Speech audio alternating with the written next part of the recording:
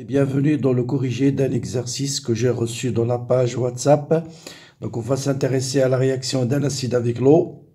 On va établir l'expression de la constante d'équilibre et on va étudier l'effet de la dilution. Donc l'acide, c'est l'acide benzoïque qu'on va noter à H dans le problème. D'abord, sa première partie, on va étudier sa réaction avec l'eau. Donc on vous donne le volume de la solution qu'on a préparée, sa concentration, et on vous demande quelle est la masse de l'acide qu'on a utilisé pour obtenir cette concentration. On vous donne les concentrations molaires ioniques du sodium de C6H5CO-, de CH3CO-. On vous donne que le pH de la solution qu'on a préparée égale à 2,6. À partir de cette relation, bien sûr, calculer la masse qu'on a dissous pour obtenir cette solution, établir l'équation modélisant la réaction, tableau d'avancement et calculer le taux d'avancement. Là, c'est des questions très classiques. Maintenant, on vous donne cette courbe. Taux carré sur 1 moins taux en fonction de 1 sur la concentration. Donc, pour différentes concentrations, on mesure le temps et on construit cette courbe. Et on va voir qu'à partir de cette courbe, on va déterminer la constante Ka et le pKa de cet acide. Ensuite, on va calculer le pH si la concentration de l'acide est 10 fois la concentration de la base, ce qu'on appelle le diagramme de prédominance. Dans la troisième partie, on va étudier l'effet de la dilution sur le taux d'avancement final. Donc on vous dit qu'en diluant la solution, on obtient une deuxième solution de pH 3,12. Donc vous voyez bien que le pH, la dilution fait augmenter le pH. Montrez que le facteur de dilution est donné par cette expression-là. Ensuite, déduire la valeur de nouveau taux d'avancement. Donc on va voir que le taux d'avancement aussi va augmenter. La dilution P fait augmenter le taux d'avancement. Et d'ailleurs, on va comparer les deux taux d'avancement. Et dans la dernière partie, on va étudier la réaction de l'acide benzoïque avec l'ion éthanoate.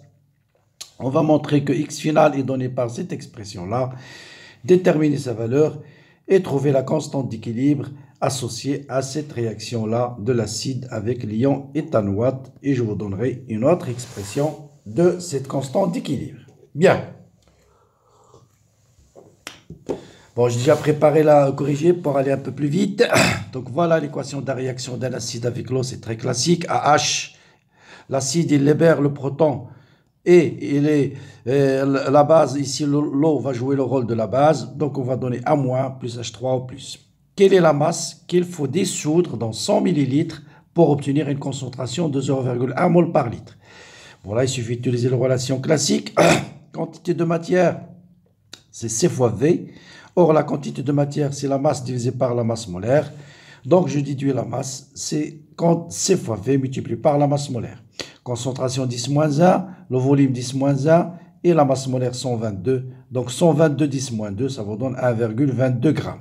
Donc, pour obtenir cette solution, il faut dissoudre dans 100 ml 1,22 g de l'acide. Bien. Tableau d'avancement, bon, ça c'est classique. La quantité de matière, c'est N0 qui est égal à 1,22 divisé par la masse molaire, qui est en fait C fois V. Ensuite, N0 moins X final, à l'état final directement, et X final, X final.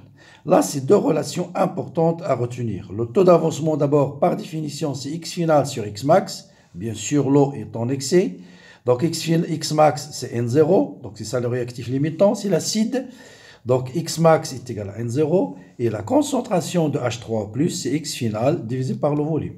Donc, deux relations très importantes, c'est que le taux d'avancement qui est égal à X final sur X max, donc est égal à la concentration d'H3O+, fois le volume divisé par C fois V, donc concentration d'H3O+, divisé par C. De là, on va déduire que la concentration d'H3O+, est égale à C fois taux. Donc ça, c'est une relation très importante. Et celle-là aussi, très utilisée dans les différentes expressions. Bon, à partir de là, on va déterminer taux. Puisque si on connaît la pH, on va déterminer la concentration d'H3O+. Donc, à partir de pH, on va déduire concentration d'H3O+. C'est 10 à la puissance moins le pH. Donc, le pH, c'est 2,6 divisé par C qui est 10-1. Donc, ça vous donne 10 à la puissance moins 1,6. Application numérique, ça vous donne 2,5, 10-2. Donc, vous voyez bien que le taux est très très petit devant 1. Qu'est-ce qu'il faut déduire comme conclusion? C'est une réaction très limitée. C'est une réaction qui est très limitée. D'accord? Donc la réaction d'un acide carboxylique avec l'eau est souvent une réaction très limitée. Maintenant, question aussi très classique, quelle est l'expression de Ka en fonction de C et de taux? Donc Ka, c'est la concentration d'H3+. Bon, Ka, c'est la concentration de A-, enfin la concentration d'H3+, divisé par la concentration de AH. Mais comme concentration de A- est égale à H3+, ça vous donne H3+ au carré sur AH. Bien, la concentration de AH, d'après le tableau d'avancement, c'est quoi? C'est N0 moins X final divisé par le volume. N0 moins X final divisé par le volume. Donc N0 sur le volume, c'est C. Et X final sur le volume, c'est la concentration d'H3+. D'accord? Donc, c'est C moins C fois taux. Et concentration d'H3+, je viens de le déterminer ici, c'est C fois taux. Donc ça vous donne C fois taux au carré. Bon, simplifions par C, ça vous donne cette fameuse relation très classique et vous allez la prendre par cœur. C taux au carré sur A moins taux. Bien, donc souvent, pour un acide très faible, taux est très petit devant 1 et dans certains exercices, on peut vous dire que Ka est de l'ordre de C fois taux au carré.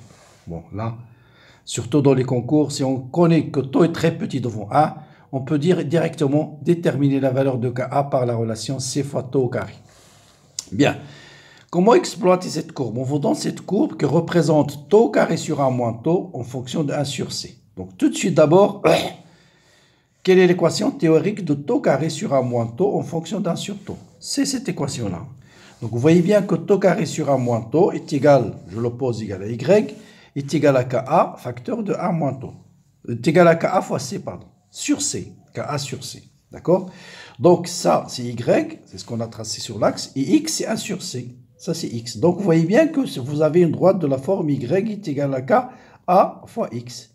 Donc, c'est une droite de la forme Y égale à X. Vous vérifiez qu'elle passe par l'origine. Donc, la pente de cette droite, G, c'est tout simplement la constante d'acidité Ka. Donc, on déduit la pente à partir de la courbe. On prend un point et l'origine. Donc, ça vous donne cette distance qui est 6,3 10-3 divisé par 100. Donc, ça vous donne 6,3 10-5. Donc voilà, Ka, bien sûr, n'a pas d'unité. Bon, pKa moins log de Ka, vous allez trouver 4,2. C'est le pKa de l'acide benzoïque. Bien. Maintenant, on va utiliser le pKa, bien sûr, j'ai déjà déterminé. Maintenant, on vous dit si la concentration de l'acide est 10 fois la concentration de la base. Ça veut dire c'est l'acide qui domine. Hein, l'acide qui domine. Il est 10 fois supérieur à la concentration de la base. Eh bien, quel est la question, quel est le pH? Eh bien, c'est très simple. Vous utilisez la relation qui est pH égale à pKa plus log de A- sur AH. Bon, je vous rappelle ça, on le détermine à partir de Ka. D'accord? Donc, si la concentration de A- sur AH est égale à 1 sur 10, donc, ça vous donne moins log de 10. Moins log de 10, c'est moins 1. Donc, ça vous donne pH égale à pKa moins 1.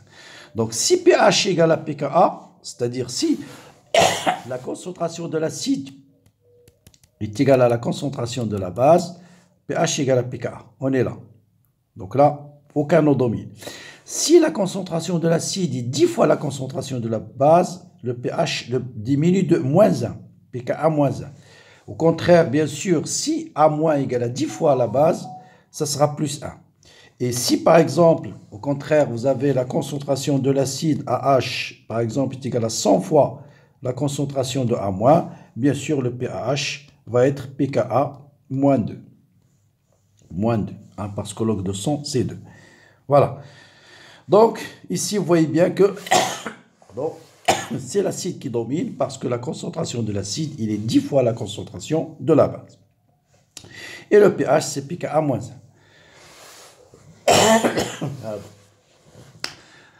Influence de la dilution. Donc, vous voyez bien qu'un acide, plus on augmente la dilution, plus il tend vers le comportement d'un acide fort. C'est-à-dire, plus il se dissocie facilement. C'est-à-dire, plus le taux d'avancement va augmenter. Et c'est ce qu'on va montrer. Donc, si on dilue alpha fois, ça veut dire quoi? C'est la nouvelle concentration, c'est la concentration initiale divisée par alpha.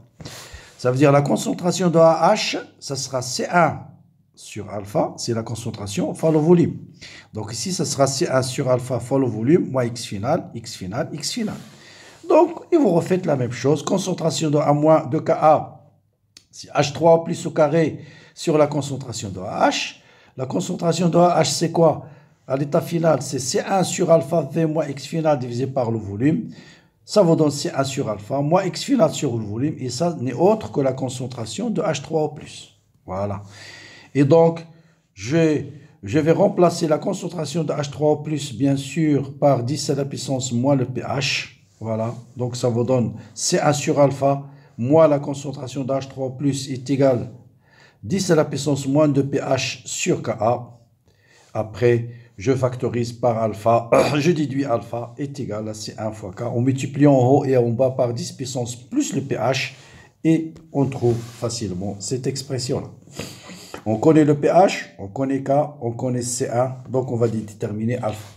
Donc si on fait une petite application numérique, donc sauf erreur, j'ai trouvé alpha égale à 10. C'est-à-dire qu'on a dilué 10 fois la solution. Et vous remarquez que taux a augmenté d'un facteur de 10. Donc taux égale à 0,25. Donc taux augmente avec la dilution. Avec la dilution. Hein? Voilà ce qu'il faut conclure ici. Bon, dans la dernière partie, on va traiter, on vous demande d'étudier la réaction de l'acide avec l'ion éthanoate. Donc, en fait, c'est la réaction entre deux couples. Vous avez un premier couple A1H, AA-, je note sa base conjuguée, et A2H, A2-. Voilà. Donc, je les note A1H, A-, le premier couple. Donc, l'acide du premier couple va réagir avec la base du deuxième couple, bien sûr. C'est un mélange équimolaire. Vous avez la même quantité de matière de l'acide et de la base qu'on a mélangé. Donc, à la fin, je vais avoir N0 moins X final, N0 moins X final, X final, X final.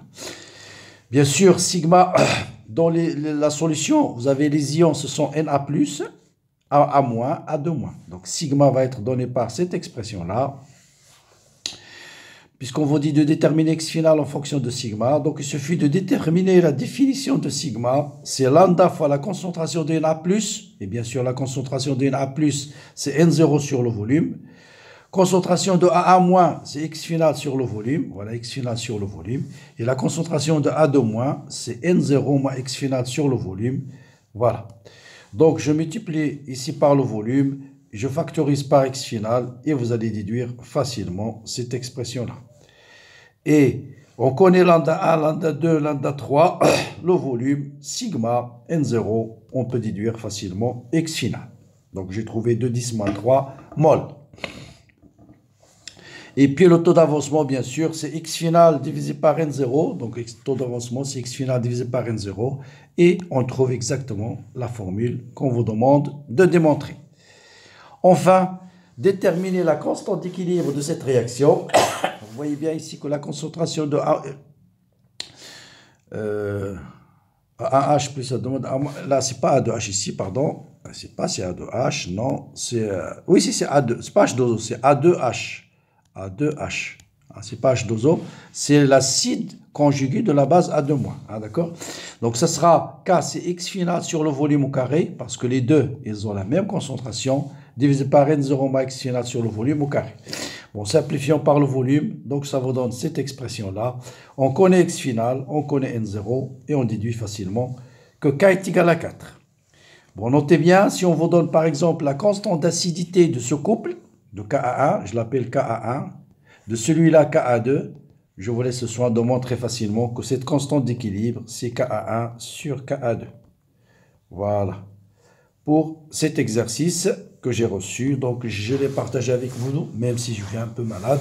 Pardon. Donc je vous souhaite bien sûr bon courage, bonne continuation et toujours disponible pour les différentes questions.